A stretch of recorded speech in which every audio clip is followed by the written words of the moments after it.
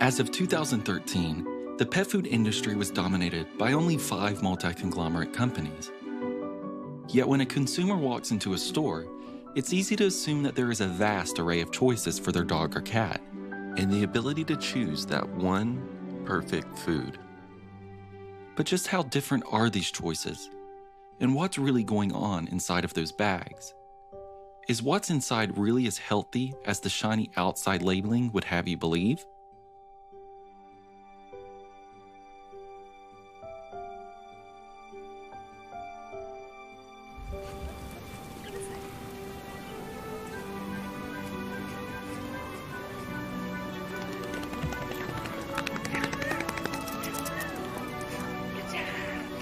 My name is Karen Becker, and I'm an integrative veterinarian here in Bourbonnais, Illinois.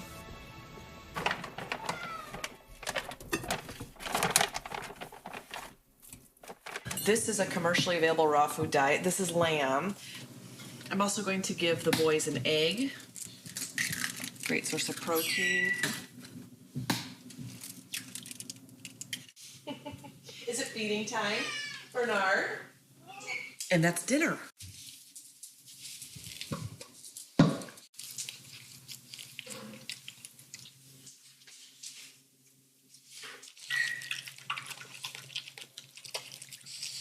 Oh my, what time is it?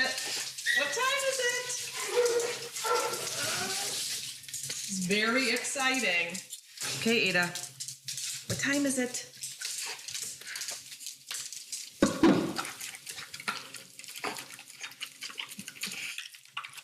So there's a problem in the pet food industry, and most pet owners aren't aware that there's a problem. And unless you have an interest in digging deeper and finding out what those issues are, you can go through your whole life feeding the exact same food, assuming what you're doing is healthful for your pet. And once you start digging, the evidence becomes overwhelming that the industry has significant issues. The human-animal relationship is deeply embedded in our society. It is estimated that 80 million dogs are in the United States, with 96 million cats. Americans alone spend an estimated $60 billion on pet expenses every year, and that number is growing exponentially. It's always a first thought to buy something your pet will like, something that will make them happy and live a healthy life. We give them exercise, clean water, and lots of love. We've always purchased food from a grocery store or a pet food store that provided convenience, the promise of nutrition, and familiarity with the brand. A very important part of this champion's diet is meat. That's why we feed him Friskies. It's a complete diet in just the right amount. Very convenient. The industry at large survived for nearly 100 years without a single thought from consumers as to what was going into the pet foods. That all changed in 2007 when a toxic ingredient made its way into pet foods, killing thousands of pets nationwide. Melamine is used as a fertilizer in Asia and also has several industrial commercial uses, including a component of kitchen utensils and plates. The association between melamine in the kidneys and urine of cats that died and the melamine that was in the food they consumed is undeniable. Additionally, melamine is an ingredient that should not be in pet food at any level. Following the 2007 recall, one central question began to resonate amongst consumers. What are dogs and cats actually supposed to eat? It's confusing because the pet food industry is telling us what to feed our pets, really more based on what they want to sell us than what's necessarily good for the pet. She is Oprah Winfrey's veterinarian and now an author, and her new book is called The Royal Treatment. Please welcome Dr. Barbara Royal. Good morning. Good morning. Thank you so much for being here. So let me ask you this. What are the things that we're giving them that we shouldn't? And then what should we be giving them that we aren't? So no corn, no wheat, no soy. After many years of R&D, we have found that corn is still the best available source of carbohydrates when processed and refined properly. Those are the things that cause overweight, diabetes, arthritis, chronic skin infections, allergies, things like that. That's the precursor for a lot of that. If you're feeding poor nutrition and they're eating a lot of those things that mess with the body, they just don't stay healthy. But let me ask you this, doctor. Are those the things that you find in dog food, or you're talking to people who are giving table food to them? No, it's in dog food.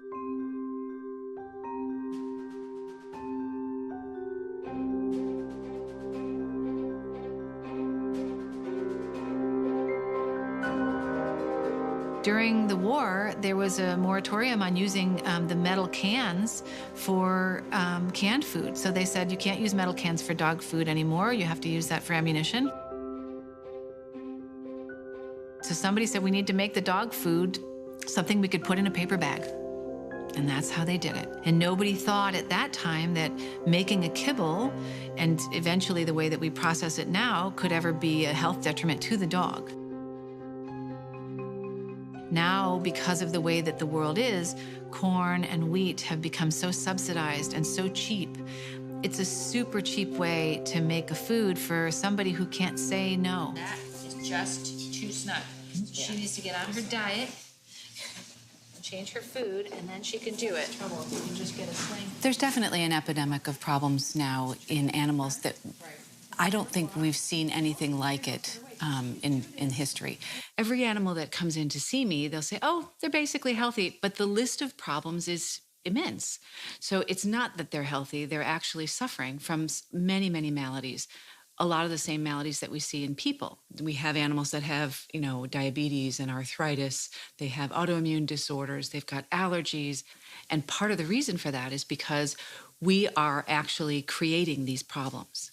It's a huge epidemic of problems.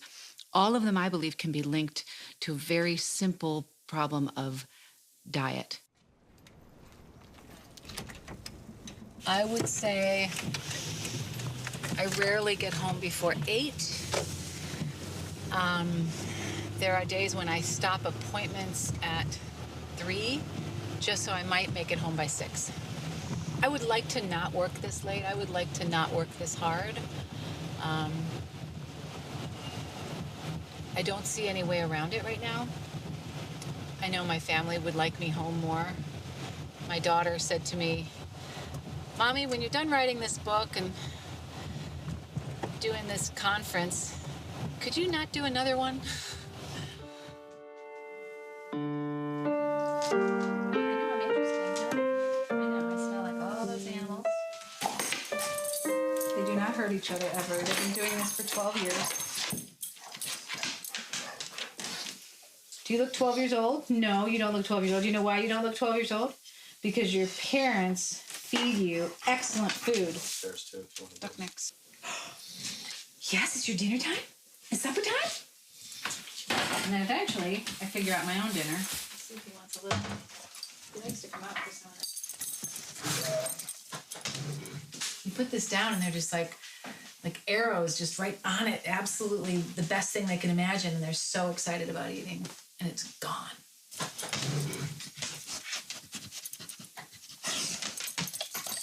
There's nothing better than making your animals happy. I gotta say, I mean, look how happy they are. They're both like, yes, thank you. You're feeding me the thing I love. And they're so happy. Good boy. And do I worry about them eating raw food and then licking me? No, I do not. Because the fact is, there aren't any pathogens in that raw food. Because they're careful with it. I think raw food is weird to a lot of people. When I first mention it to people, they sort of say, raw food? Do I have to feed raw food to make my dog healthy? Like, are you crazy? I'm like, well, no, you don't have to. It'll make a difference. It'll make a huge difference. When we had so much crazy processed food, and then all of a sudden Whole Foods came around and said, we're going to offer fresh food. It's going to cost a little more, but you're going to like it. And everyone said, no one's ever going to do that. No one's ever going to spend so much more money on food than, and it's like, guess what? Yes, they will. Yes, we will. Because we know, we can feel it. I can feel it. And now I think we've come to the point of saying, okay, we know. We know they do care. It does make a difference. And the species-appropriate diet is getting back to what it was before we started, leaving the canned foods and stuff.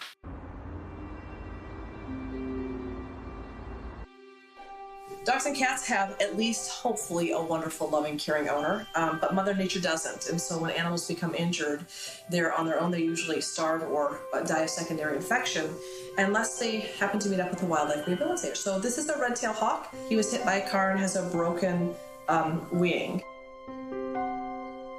One of my hobbies and passions is wildlife rehabilitation.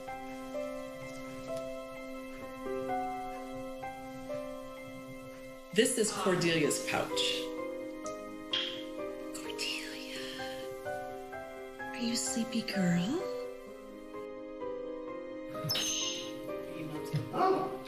I have been fascinated with nature and life since I can remember.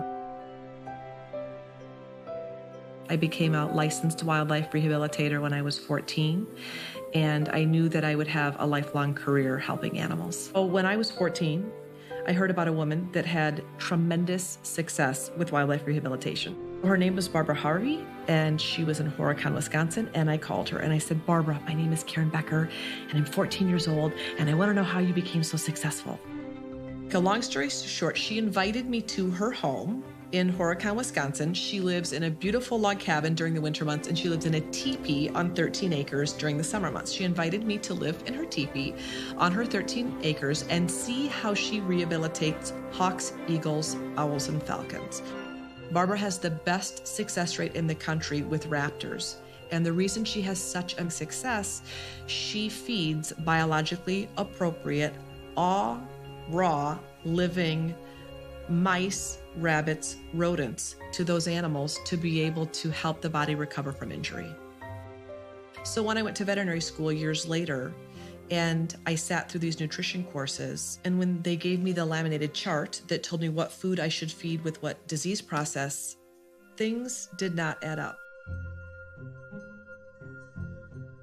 Before I went to vet school, I worked for years in zoo medicine.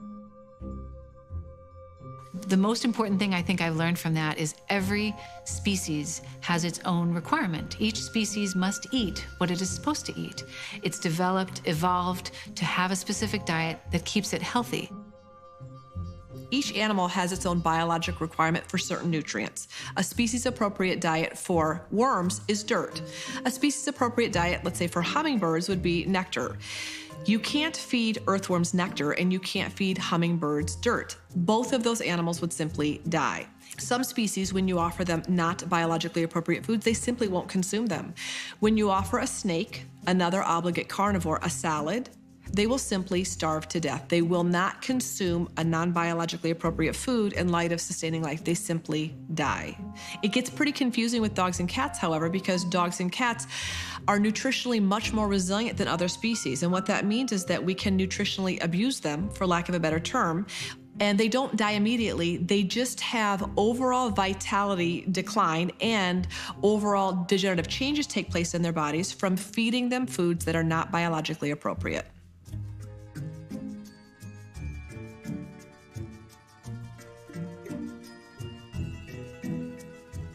Cats, being obligate carnivores, have to consume meat to be able to thrive. They do not have a biologic requirement for any type of carbohydrate.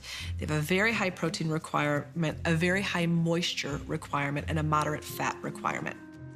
Cats originally we thought were domesticated to guard the granaries because cats don't consume grain.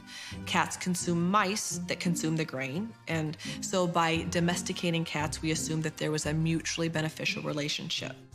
We do know in the last 100 years, since we have produced cat foods on the market, that cats have experienced significantly more kidney disease, and we know that they have experienced obesity, organ failure, and diabetes at a much higher rate, and certainly we need to begin evaluating what role nutrition has in some of those degenerative diseases.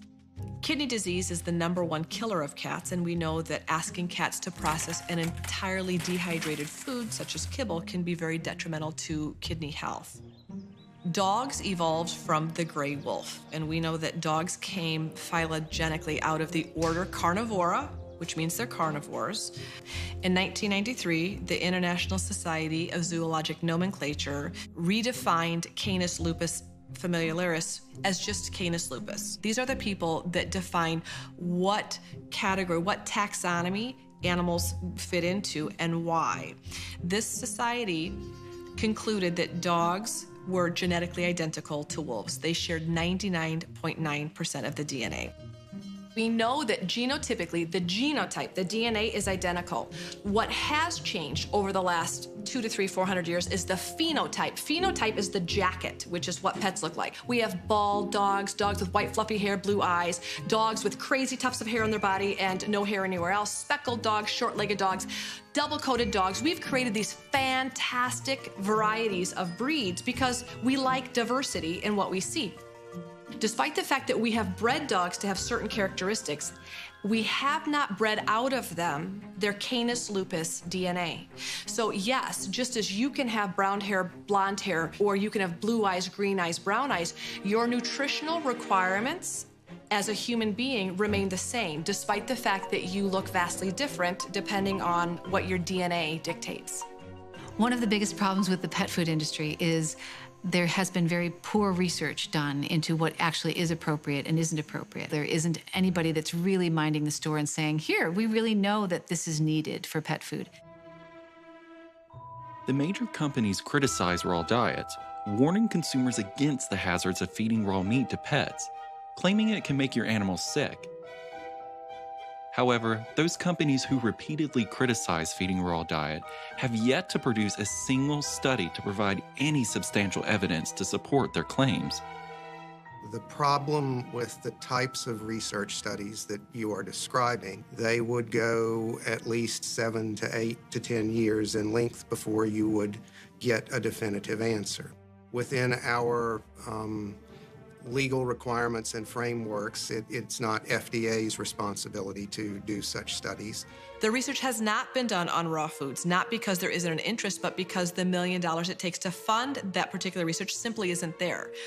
Now, integrative veterinarians are working on that, but traditional veterinarians will say, until we see the research, we're not interested in recommending this particular food for dog and cat owners. We just don't believe it's safe and healthy. The frustration is that we don't have clinically proven research demonstrating that dry and canned foods are wildly helpful for pets as well. The larger corporations are not very interested in proving or disproving the value of their food because they're already making $1 billion on it, and there's no reason to do that research. Since major pet food companies are involved with and have influence over vet students, lack of education surrounding raw diets exists heavily among traditional vets. When clients come to veterinarians who have not been educated about raw foods at all and say, I'm considering feeding my pets raw meat, of course the logical conclusion is, why? There's a lot of bacteria in the raw diets, and it's kind of a ticking time clock. You could harm them, or why would you do that, or it's risky. I think raw food has too much of a potential for negative side effects that it's just not worth it. People's biggest question is there could be pathogens or bacteria, parasites within the food that could cause illness to pets. When dogs eat raw diets, their feces, their poop, has a lot of bacteria. Let's talk about eating shit. Dogs, if given the opportunity, will eat poop. We tend to look the other way when dogs do this. Dogs lick their butts. Dogs do a variety of behaviors that if humans or other animals were to do it, we would die. Dogs and cats, being carnivores, are equipped to be able to process their evolutionary food source, which is raw meat. all of their digestion has acclimated and has evolved to be able to process whole, living, unadulterated protein. So from ripping and tearing, their dentition is set up to be able to process meat. Their stomach acid is very acidic, in fact, a pH of 1, which is highly acidic. That stomach acid is in place to be able to neutralize pathogens or potential harmful bacteria that could be present in the food. From the outside, the pet food industry looks like the perfect industry. There are beautiful packages. There are diets for every disease and disorder. There's all kinds of different colors and beautiful pictures. And if you look a little deeper, unfortunately, that isn't what the pet food industry is all about. It's more difficult than you would imagine. At first you think, I'll just stop by the store, waltz right in, and buy my pet some food. You walk in. You browse. The lighting persuades you. The music speeds you up. The pretty pictures slow you down. In this moment, you officially surrender to the overwhelming realization that you have no idea what the real difference is between all these bags. And if you're being totally honest with yourself, you've probably never even read the ingredients of a pet food label in your life. So it becomes very difficult to go into any store and discern a great product from a terrible product. It becomes confusing for a lot of people. The labeling is beautiful, the packaging is great, there's some keywords that look pretty good and sound pretty good, so it becomes nearly impossible if you don't have background experience or some training to be able to know what would be a good choice and what would be a bad choice. I've collected a few examples here, and we're going to go over some labels. My first example is a food that on the front says bistro meals. It's thoughtfully prepared, bursting with flavor. Who doesn't want that in a pet food? First ingredient is corn. Second ingredient is soybean meal. Third ingredient is beef and bone meal. Fourth ingredient is ground wheat, followed by animal fat preserved with BHA. We can stop there. BHA is a toxic preservative that should not be found in any human or pet foods, despite the fact that it is. The first three ingredients are carbohydrates that are totally unnecessary, followed by a totally toxic preservative. So, cute bag, not up to par. Next, we have a food that has won actually several packaging awards because it's so beautiful. There are chunks of meat falling from the sky and a beautiful ear of corn. Here we have a nice array of radioactive colors that have been added in. For you, the consumer, dogs and cats cannot see all these different colors. This is added in because you think, my gosh, it looks beautiful. My pet would love it. But the amazing buzzwords like playful life, what pet owner doesn't want their pet to have a playful life? This is just entirely marketing. First ingredient, ground yellow corn, totally biologically unnecessary. Second ingredient, chicken byproduct meal, totally rendered and inappropriate in terms of quality to be nourishing your dog with. Third ingredient, corn gluten meal, very allergenic, totally unnecessary. Fourth ingredient, whole wheat flour, and then animal fat. Although this food really looks to be beautiful and something you'd be interested in nourishing your pet with, my recommendation is to avoid it.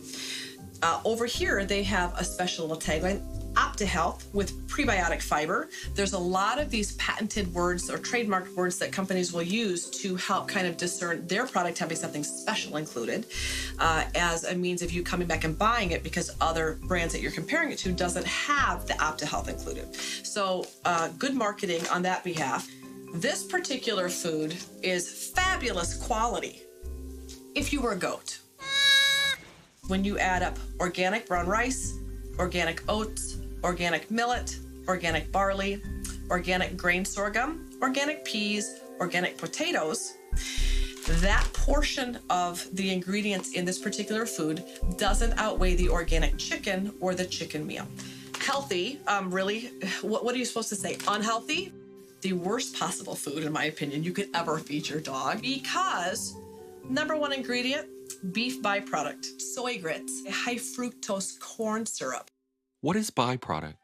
Byproduct is what's left over after an animal has been slaughtered and all the edible parts have been removed. The criticism lies in the mystery of the meats being used. What is quality? Quality is a term used when discussing how good or bad the raw material that goes into the food actually is. Whether this protein comes from diseased animals, euthanized animals, roadkill, human food waste, or processing, the industry doesn't have to disclose the source of the ingredients. that doesn't prevent them from easily proclaiming that every ounce of their pet food is of the highest quality. The issue is on the back of the dog and cat food bag, it doesn't say rendered terrible quality protein. It doesn't say that. We also can't list legally grade A USDA inspected meat. So this leaves this giant gap for the consumer to have to fill in that void, and it's wildly confusing. The controversy with kibble exists because dry food is void of moisture. When your animal eats dry food, they're put in a permanent state of dehydration. The quality and sourcing of where the ingredients came from is kept secret. And even if the ingredients were perfect, the manufacturing process to make a meat product shelf stable for extended periods is performed at extremely high temperatures. This creates two potent carcinogens, heterocyclic and acrylamides. However, most companies do not disclose to the consumer what temperature their foods are cooked at, and they act as if the trace amounts of carcinogens pose no threat. It was around 1948 when veterinarian Mark Morris decided to create the first prescription pet food, still recognizable today. At the time, Mark Morris was critical of pet foods for lacking quality ingredients, and he wanted to make a superior product backed by scientific research. He teamed up with canning manufacturer Burton Hill to fulfill his vision. The result became what we know today as Science Diet, sold in veterinarian offices all across the country. But in 2013, the Wall Street Journal reported Hill's was starting to see its profits decline because consumers no longer identified with their ingredients. Science Diet has since refocused on rebranding their image as more natural, creating new product lines and shying away from controversial and rendered ingredients. The National Renders Association argues that they're providing a necessary role when it comes to the recycling of animal carcasses. If there wasn't anywhere to put the animal waste from the human food industry, where would it go? In the earth? In the air? In the ocean? It all has to go somewhere.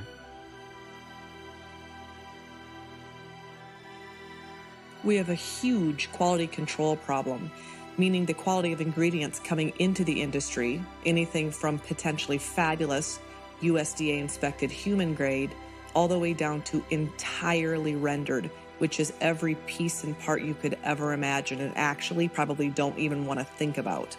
The final result is used to manufacture hundreds of products, everything from soap to candles to pet food to cosmetics. Pet food manufacturers get their raw ingredients from a variety of sources. Ingredients can be leftovers from the human food processing plants, leftovers from slaughterhouses or ranchers and farmers that have had animals die. Those industry leftovers and dead animals are collected by rendering facilities. Pet food companies blend these recycled ingredients together with synthetic vitamins and minerals to create a profitable, quote, complete and balanced diet that is then marketed to pet lovers. I'll tell you a story you'll never forget. A story about you and your cigarette. Enjoy smoother smoking, choose wisely, choose well. Smoke longer and finer and milder, pell-mell, pell-mell. So the pet food industry today is similar to the tobacco industry in the 40s and 50s when you had medical doctors recommend the use of tobacco, not because it was conspiracy or they believed that they were in any way harming, they just didn't know. Tens of thousands of doctors, general practitioners, surgeons, specialists, doctors in every branch of medicine were included. Very similar, in my opinion, to what's happening in the pet food industry. You have well-meaning, lovely veterinarians recommending foods not because they have sound nutritional background, but because that's all that they know. And in 100 years' time, we have successfully convinced an entire generation of pet lovers that why would you feed anything but dog food or cat food? Looking at the rules that guide the pet food industry, it's easy to see how they are set up to benefit the corporations over the consumer. The regulators have created special terminology for packages, assuming that consumers would be able to guess what they mean. Any product containing the words dinner, nugget, or formula only have to contain 25% actual meat. Any product labeled with only has to contain 3% meat. Furthermore, the so-called flavor rule allows for any protein to be listed on the back. It may be flavored as meat, but in reality, a bag that contains the word flavor may contain little to no meat. By using the keyword flavor on the package, the pet food could, but does not have to contain any meat at all, but it's acceptable for the package to contain an image of a fresh steak. Ingredient panels do display protein percentages, but protein percentages do not represent actual meat content in the product, as protein can come from a multitude of sources. This raises the question if the average consumer knows that the terminology used on packages reveal the exact amounts of meats used in foods. Trying to understand who exactly makes these rules and what their actual legal authority is leads to many different organizations. The Association of American Feed Control Officials is a non-governmental organization. They have a model bill that sets the standards in terms of ingredients, nutrient levels, package labeling in terms of ingredients as well, for pet food companies to abide by. Each year, members of AFCO come together to update their official publication, which defines each ingredient that's allowed to go into pet food. Members of the major pet food companies attend the meetings as well, allowing their voice to be heard when it comes to what goes into pet foods. So, who is AFCO? I think if you look at our websites, we have some very clear statements about the fact that AFCO is not a regulatory organization in itself. That's one thing important. The second is that AFCO doesn't approve products. What we do is we deal with the ingredients and the scientific validation, if you will, of the ingredients that go into the food. And then the actual claim that a manufacturer makes that it's AFCO approved is probably not representing what AFCO itself would say.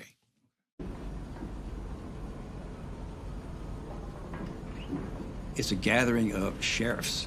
They're there just to get agreement on the best level of nutrition that can be required. FDA has worked closely with AFCO on the regulation of all animal feeds, not just pet food. I think the important thing to remember is FDA is a true regulatory authority, where AFCO is an association of state feed control officials. And as such, AFCO has no regulatory authority. If you meet the nutrient level for protein, it makes no difference whether that protein comes from a healthy protein source like chicken, or whether it comes from a base protein source like wheat flour or wheat gluten that's been fortified with protein of some kind. As long as you meet the nutrient levels that they've set, the food is approved as AFCO approved. When you look at the AFCO manual, I think you really begin to see how the interests of AFCO and the pet food industry align. Actually putting together a list of ingredients that you would want to see in pet foods that you would want your pets to eat, and then forcing that on the industry. They've done it in reverse and basically just accepted the standards that the industry has been using for years. And I'm quoting now, use of the term or claim natural on pet food labels. So if I want to use the word natural on my dog food label, here are the rules, and I'm quoting this verbatim. A feed or ingredient derived solely from plant, animal, or mind sources, either in its unprocessed state or having been subject to physical processing, heat processing, rendering, purification, extraction, etc. It goes on. And essentially, these are all definitions of the antithesis of natural. All consumers would assume that if their dog food said the word natural on it, that what's in it would not be a rendered product. They're meeting the industry standards and the industry regulations that they've promulgated themselves. So it's a vicious circle of they create their own regulations, they meet their own regulations, and then they can claim that they're providing you organic and all-natural foods when in fact it doesn't meet what consumers believe those terms actually mean, but it does meet what the industry has defined them as. The definition of the word and the use of the term organic must have 3% organic chicken and at least 67% other organic ingredients. Could contain non-organic chicken meal or non-organic chicken fat. This is not an independent organization that is regulated by the FDA or USDA. This is not the government overseeing safe and adequate food sources for dogs and cats. This is a self-regulated industry setting their own requirements and then letting dog and cat food manufacturers know that if they're interested in having the food be labeled as nutritionally adequate, they need to adhere to their standards that they have put in place themselves. So the FDA's primary role is in regulation of what the label says is in there is actually in there. The FDA is not regulating quality, production, sourcing, any of those things. They're regulating that what you say is on the label is actually on the label. The most shocking thing about the pet food industry that has remained since basically I started doing this work is the FDA compliance policies. I still cannot understand how an industry is provided by a federal tax-supported organization loopholes to avoid federal law. If you go to the FDA website and just type in compliance policies, and then scroll down the page to animal feed. And there's one after another. They allow contamination by pesticides, contamination by industrial chemicals, contamination by natural toxins, contamination by filth, microbiological contamination, overtolerance, or unpermitted drug residues. It's incredible. The law says that can't be, but the compliance policy says, don't worry. Go ahead, we won't enforce the law. The reforms that need to be done in the pet food industry are not done. There are some steps that I've seen. People seem to be interested. I've had a lot of FDA, you talk to the FDA and they're like, we really want to fix this. But the fact is, it's pet food. And who has the time? And who has the money, really? I mean, we've got bigger fish to fry right now. For all practical purposes, there's nobody looking out for the average dog. In 2006, a mystery illness began to sicken thousands of pets across the United States and Canada, thrusting the industry into the spotlight like never before. Okay, everyone is so freaked out about this recall. Tell us, what do people need to know about this recall? Well, so it's menu food. Menu foods. Menu foods. Menu foods. Oh, menu foods. On March 16, 2007, Menu Foods began recalling dog foods produced in their facilities in Kansas and New Jersey. What disturbs me about this incident is that it confirms yet again that pet food as well as human food is at risk. More than 60 million packages were taken off store shelves last month because they apparently contained wheat gluten that was tainted with the chemical melamine. When the recall was announced, nobody knew what the problem was. Veterinary offices are getting flooded with phone calls from concerned pet owners. Do the people on the other end of the phone sound worried? Yes. Very worried, yes. No official estimates on exactly how many have died so far, but hundreds of pets have suffered. My strong belief is that they were intentionally delaying. The recall happened because they thought they were purchasing a certain protein product called wheat gluten that has actually a pretty high protein count, when in fact they were buying wheat flour that had been laced with cyanuric acid and melamine in order to pass it off as wheat gluten.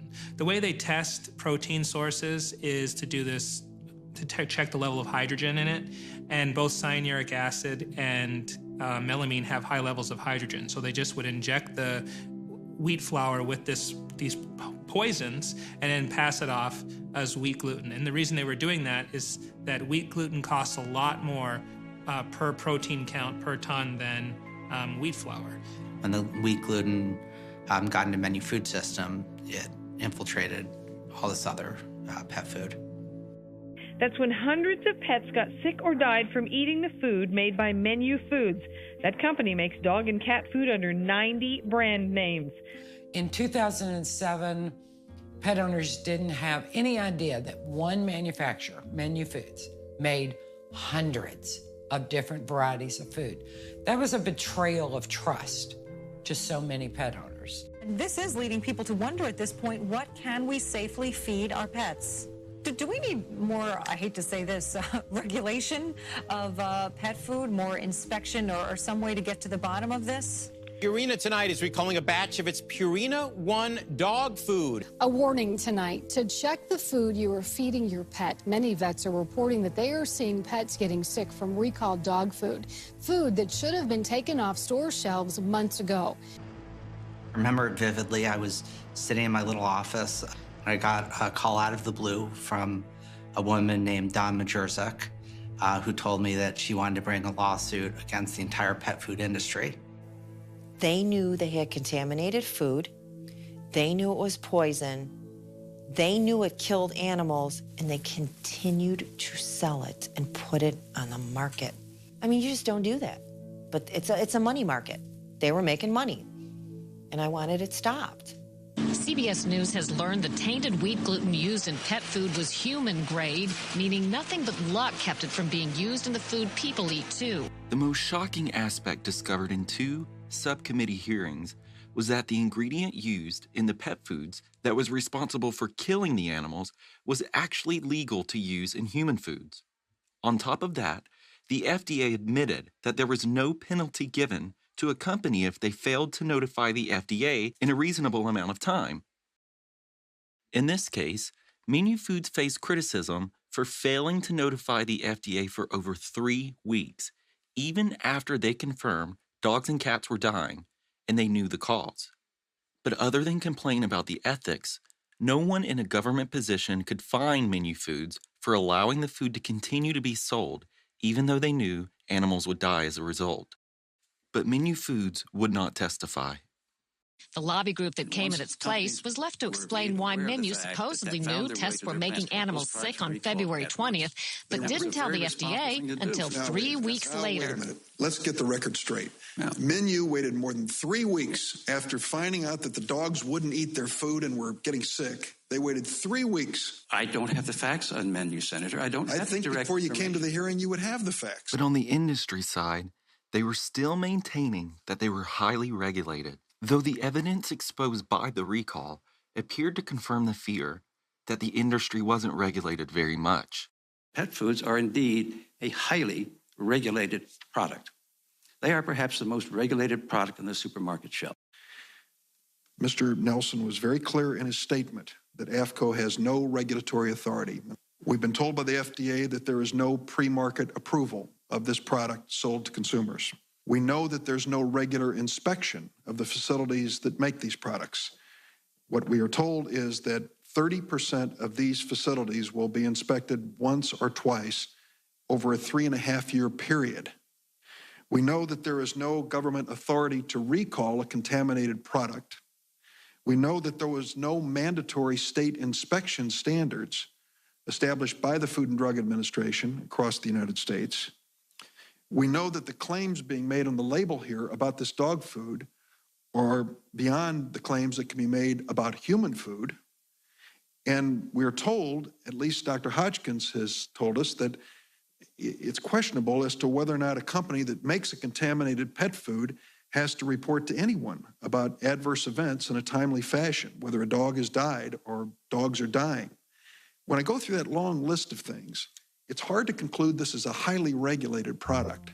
But in terms of having another outbreak in terms of the scale of 2007, really think that our pets are the canaries in the coal mine, so to speak. The only way we'll know is when our pets start to get sick again. We're still having recalls. We're having chicken jerky that's killing thousands of pets. We can't identify the source of the contaminant that's still killing pets. That's scary. After the 2007 recall, another mysterious illness began to plague dogs all across the country. It was soon discovered that consumers who purchased various brands of chicken jerky treats to reward their dogs were actually poisoning their pets instead. Owners were devastated to find their dogs either sick or dead after consuming these so-called treats.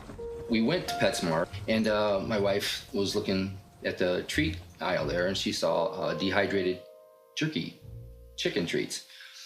And she's like, well, why don't we try these? This is the only thing I see is just in chicken. So I agreed, and we brought it home and we fed it, and didn't take long before we saw big changes.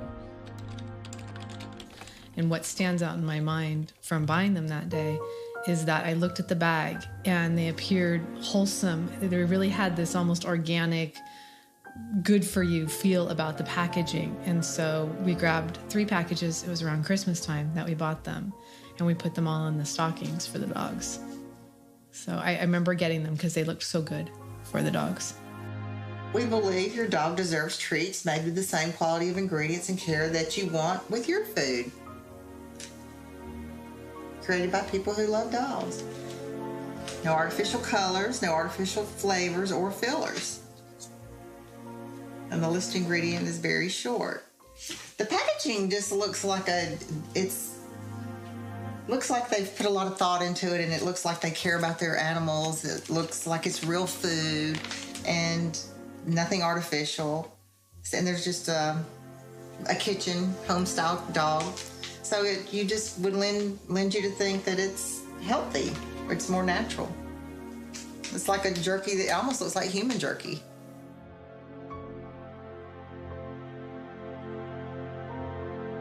While Callie was at the vet, I knew that she had eaten the Milo's treats. So while she was there, I went online and I started researching.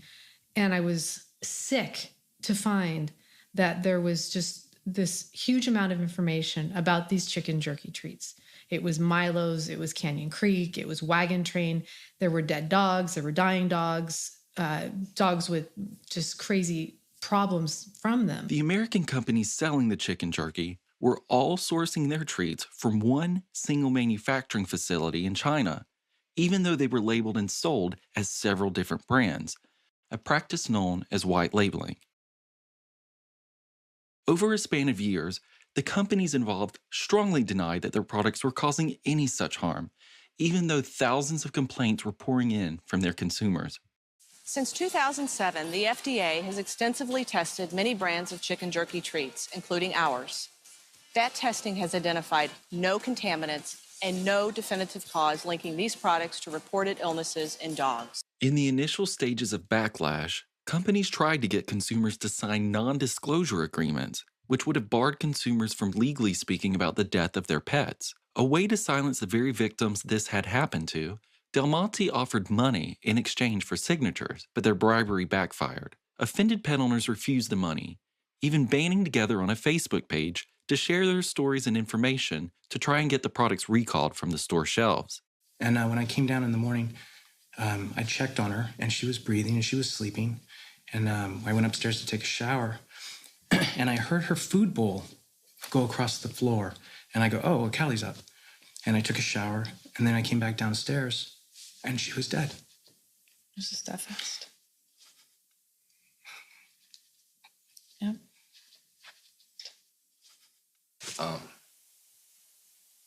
Went to move her.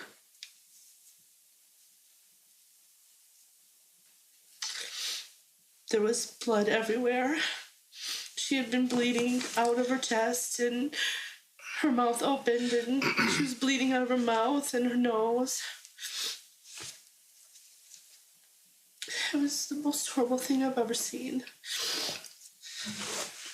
I lifted her up, and my hand was just covered.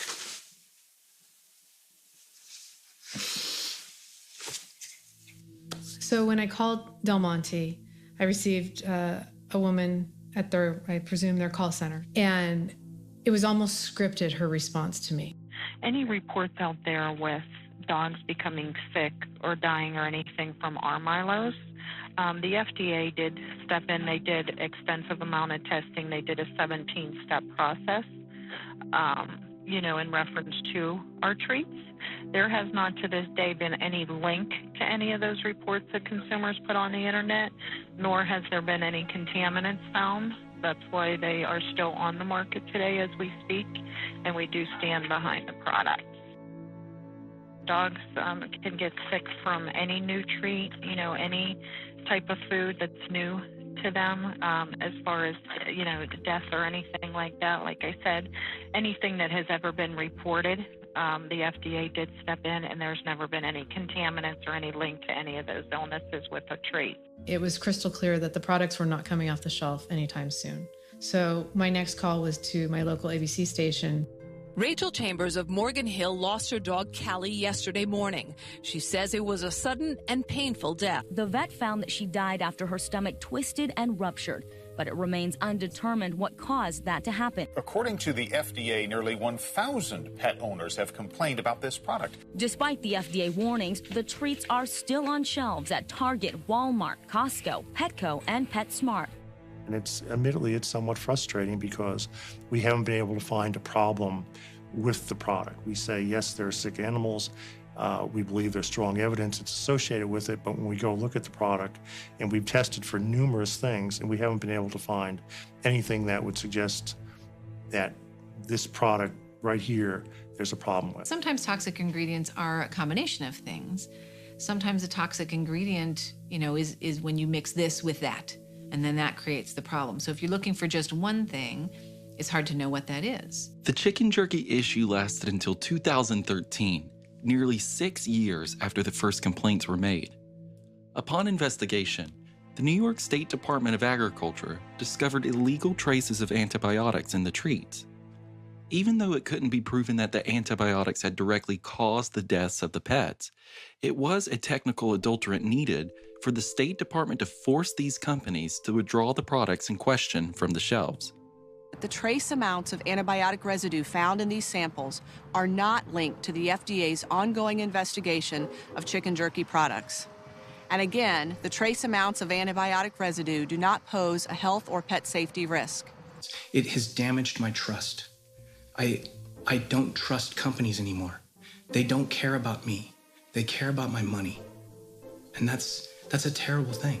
When death or sickness is involved, the cards appear to be stacked against consumers. This is because, according to the United States government, your beloved companion is considered property that is worth little to no monetary value. It's very difficult to put a value on companion animals. The courts have struggled with this.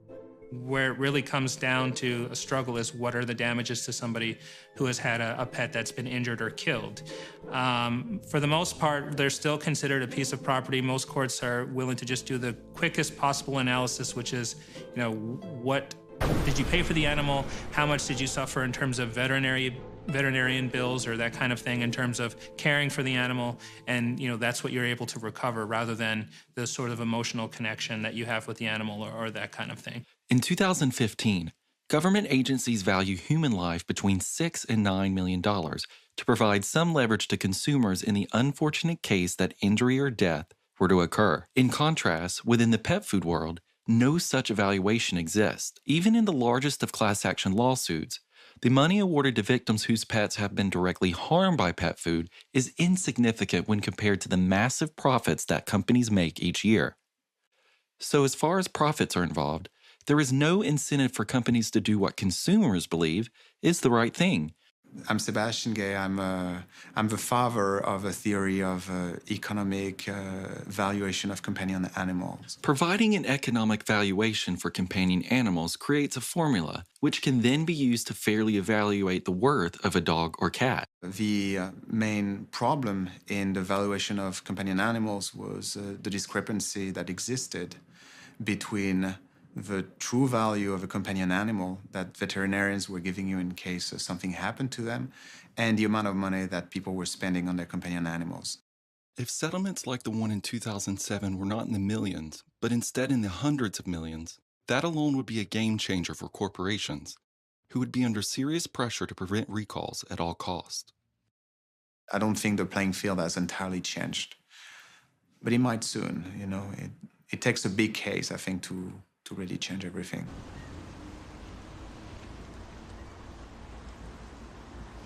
I'm Susan Thixton, and I run the website truthaboutpetfood.com. I started teaching people about pet food before the website began. About 20 years ago, my own dog, almost overnight, we noticed a tumor on her pelvic bone.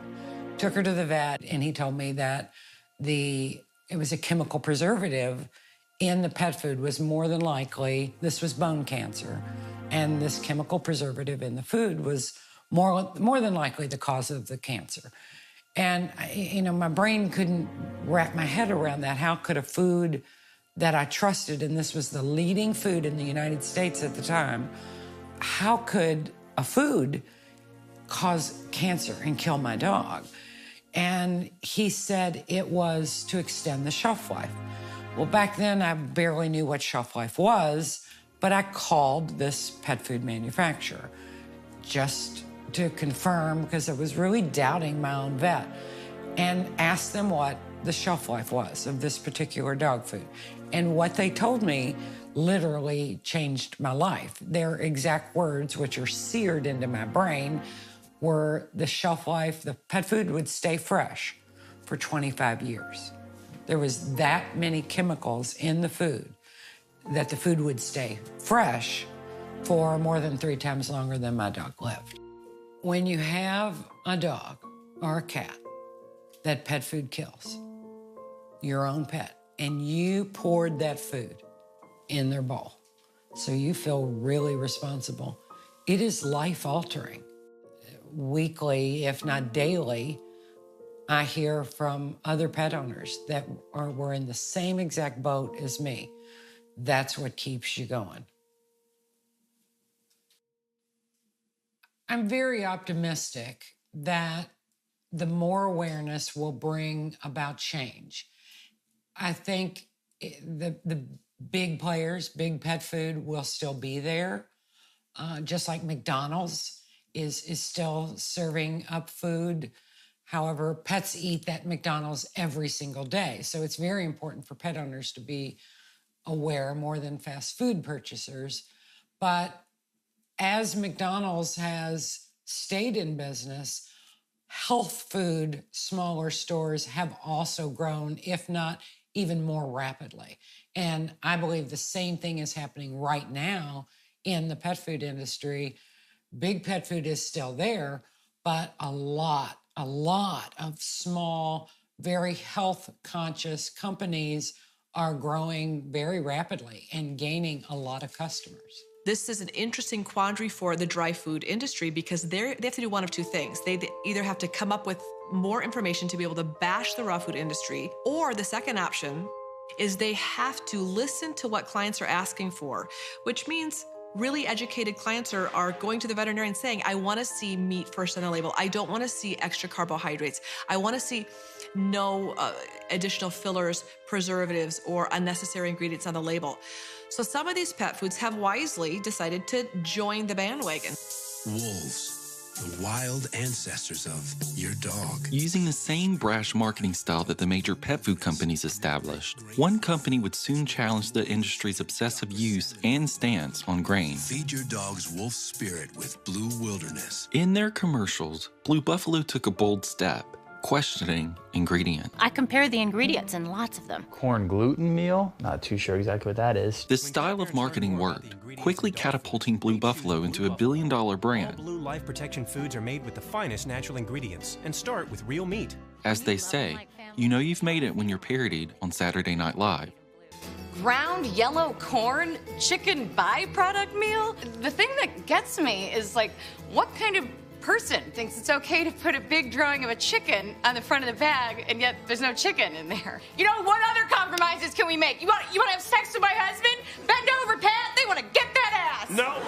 But one company wasn't seeing the humor. Purina and Blue Buffalo are locked in a nasty battle, and it's all about what's inside those bags of dog and cat food. Some people will try to tell you that your dog is a carnivore and requires only a diet of meat. They may tell you your dog is like a wolf, but even a wolf's diet is built on more than just meat. Blue Buffalo claims its pet food is free of chicken and poultry byproducts. The suit alleges testing at an independent lab found significant percentages of poultry byproduct meal in Blue Buffalo's top-selling life protection products. Purina sued Blue Buffalo for false advertising, eventually leading to a class action lawsuit. Purina launched a website called Pet Food Honesty. The irony of the entire lawsuit, however, was Purina's own lack of transparency when it came to their own products. They refused to answer questions on camera about the quality or source of their own ingredients. Since you guys are suing Blue Buffalo for transparency and ingredients, I just wanted to give you guys an opportunity to talk to this film and the consumers about the transparency of your own ingredients. Okay. All right, I will pass this along. After Purina failed to respond to our request, we tried again. So you don't have an idea of a date whenever you guys would like to respond? Well, it will not be me responding, so I am not sure. It's kind of up to, when he will respond. He officially has it. He does have the information. Purina would not defend their own alleged lack of true transparency. We reached out to Blue Buffalo as well, who also refused to go on camera. If this really was about transparency and honesty, why was no one talking? A one-on-one interview with the heads of these major pet food manufacturers would never happen because you can ask questions that are too difficult to answer honestly, openly, or appropriately that could put them in a compromised position. But the market for premium food is growing the fastest, with more pet parents seeking nutritious and natural food for their dogs. And with American pet owners expected to spend nearly $23 billion this year on food for these treasured members of the family, the stakes are high. Some of these companies that have repeatedly said it's not a problem to feed wheat or corn are now coming out with grain-free foods that they are labeling as more species appropriate or biologically correct or grain-free, where previously they have acknowledged that there was not a reason to produce these foods. They're now, all of them, coming out with a grain-free food, really, I believe, to compete in a marketplace that's becoming more competitive. At the American Holistic Veterinary Medical Association annual conference, we have all of these great food suppliers that are there, not only discussing their products, but exchanging ideas. Everyone's very open. Veterinarians are capable of going from booth to get an idea of what the products are about, how they're manufactured, ingredient lists. The owners of these small pet food companies are passionate, wildly passionate about the products that they're producing, and they're eager to speak with you, and they want you to know more, and they want you to ask questions. Some of the big pet manufacturing companies have acquired a booth at these conventions. And although they're there, I guess, representing themselves, there is no discussion.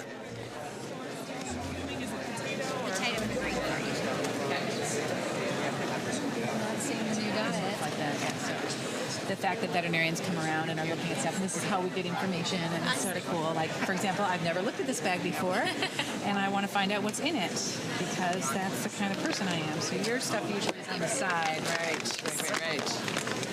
Pull this out of here. So you got, this one has barley in it?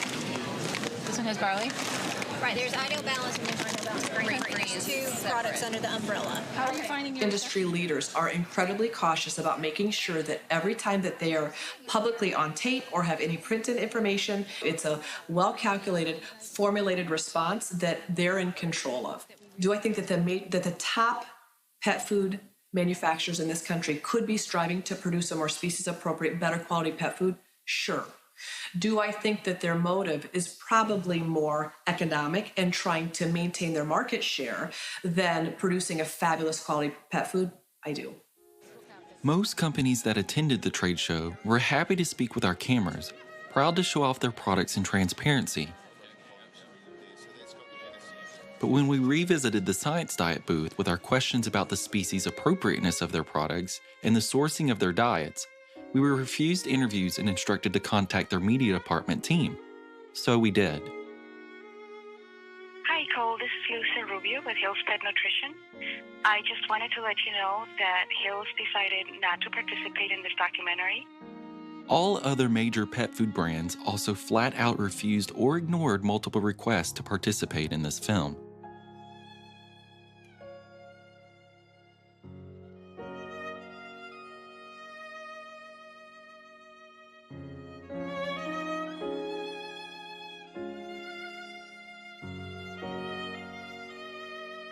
All over the world, independent pet stores are now offering a solution to the growing population of concerned pet owners. For almost their entire existence, major pet food stores only carry dry or canned food, while independent stores were adequately addressing the concerns of their customers by selling raw, dehydrated, or alternative diets. The big box pet stores are recognizing that there's not only a market for human-grade, species-appropriate foods, but there are pet lovers going and asking for these foods. The industry has felt the threat of the independent pet stores popping up across the nation. In reaction, they've launched their own chain of smaller stores with the appearance that what they're offering is healthier. So many well-intentioned customers are still left wondering, what is the right thing to do? So you're talking to people, I'm doing this thing, and they want, okay, so what is the answer? So to me, that's what happens to me every day. I've got people who come to me and say, what is the answer? In the end, it isn't about perfect. It's just about knowing. I just happen to see increased health when you really can feed a biologically appropriate diet. We shouldn't have strayed so far from it in the first place. We have. We're going to have to get back there eventually. I'd like to see that. I believe as pet guardians, our job is to feed the best possible food that we can afford to feed. So if you can't afford to feed an organic, all raw, biologically appropriate diet, then my recommendation is to make that your goal. Consider feeding as much raw, balanced, human-grade food as you can. Maybe you could use it as snacks throughout the day, or maybe you could afford to feed one meal a day. The other meal you could consider feeding a dehydrated raw or a canned food. By default, and because it's least biologically appropriate, I only recommend feeding dry food unless you can't afford to feed better quality foods. And many people cannot afford to feed better quality foods. So even within your dry food choices, there are better quality dry food choices and there are terrible quality dry food choices. And it's your job as a pet guardian to be able to know enough about nutrition to make wise health decisions for your pets. Rest assured, the industry will continue to evolve, much like a chameleon in the wild. No matter what product is shelved before you, understand that every company, as well as their packaging, is doing its best to convince you that they have the utmost integrity and that their products are of the highest of quality. The industry and the ingredients in most products on the shelves boil down to the ease of convenience, money, and creative labeling. You're never going to meet that farmer on the package, tour the pet food manufacturing plant where your dog's gourmet food is being made, or shake the hand of that CEO. It's all just too big. With profits as their main goal, the cycle will continue on and on, again and again, with no end in sight.